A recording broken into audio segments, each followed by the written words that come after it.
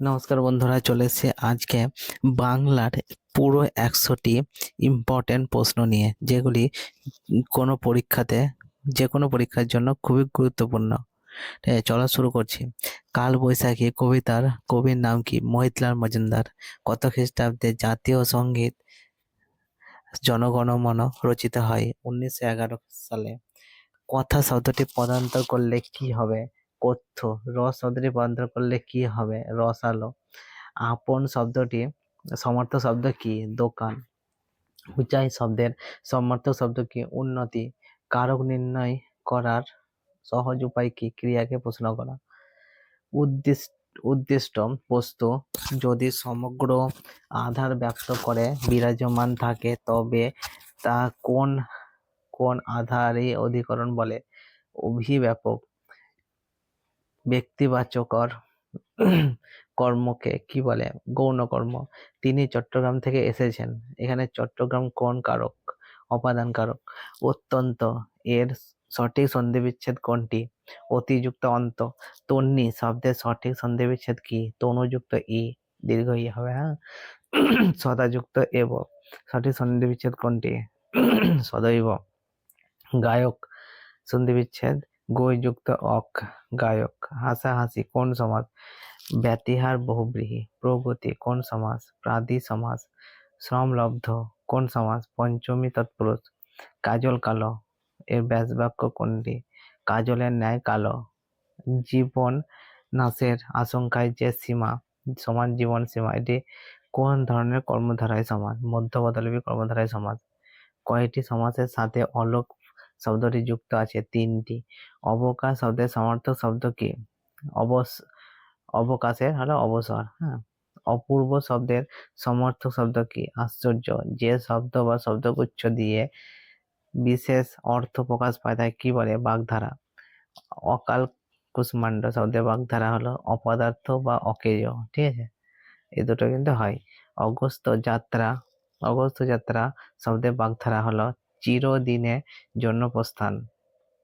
এক কথা প্রকাশ করো। অগ্রে যে গমন করে অগ্রগামী। এক কথা প্রকাশ। অনুকে দেখা যায় যার দ্বারা। অনুবীক্ষণ। মৃত্যুঞ্জয় শব্দের সন্ধি বিচ্ছেদ। মৃত্যুম যুক্ত জয়। রাম রায় এত বিদ্বান অথচ এতটুকু অহংকার নেই।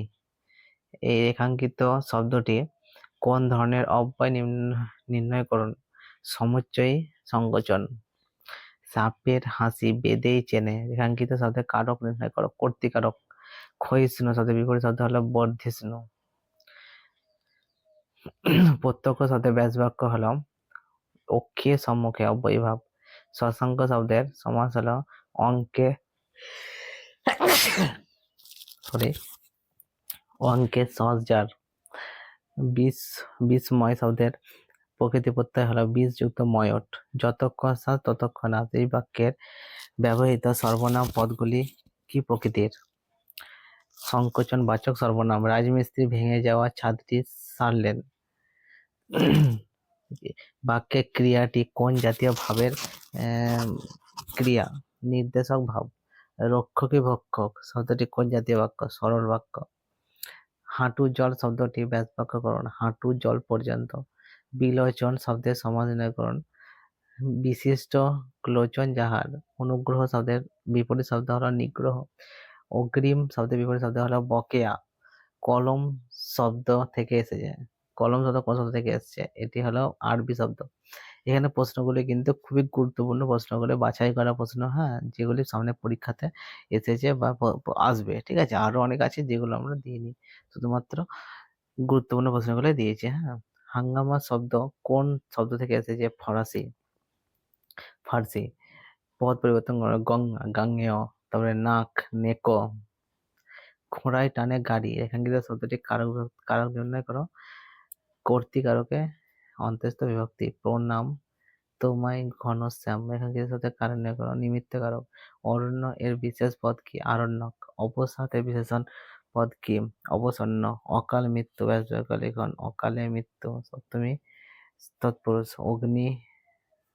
অগ্নি পরীক্ষা ব্যাসবাক্য হলো অগ্নিতে পুড়িয়ে পরীক্ষা। মধ্যপদলোপী। পাশাপাশি অবশ্যই দুটি ধ্বনির মিলনকে কি বলে? সন্ধি।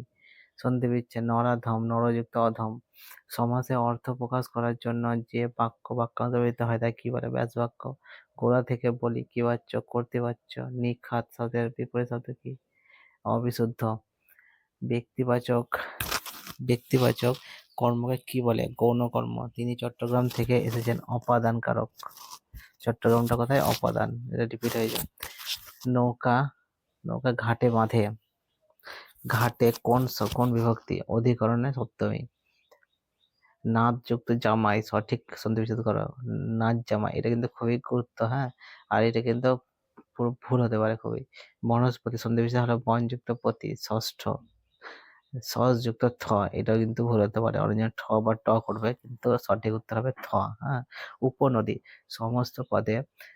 সমস্ত পদের উপ এর কি অর্থে ব্যবহার হয়েছে? ক্ষুদ্র।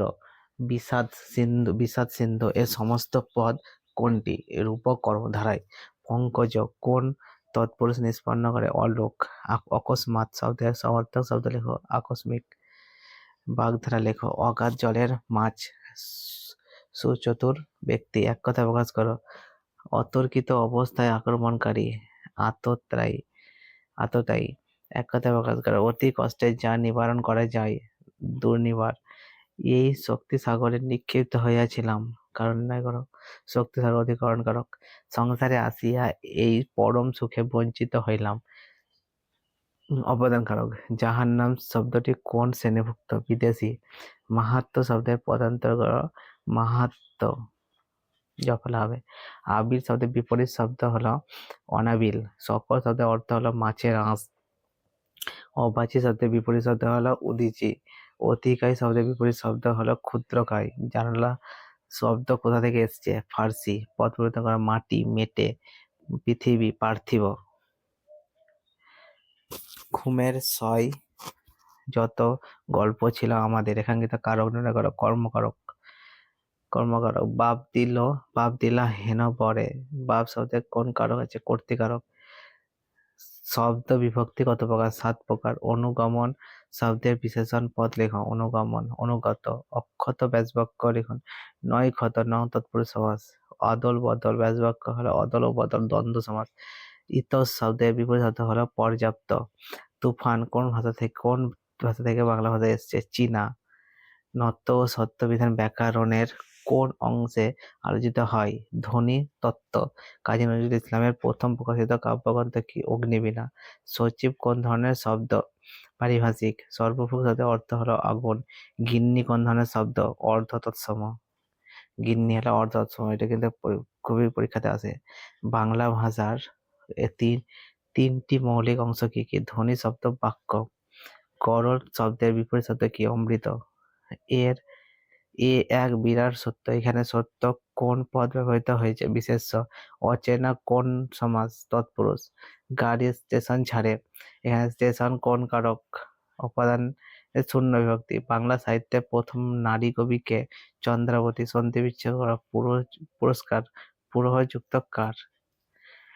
ঠিক আছে বন্ধুরা, যদি ভিডিওটি ভালো লেগে থাকে তাহলে অবশ্যই সাবস্ক্রাইব করে দেবে।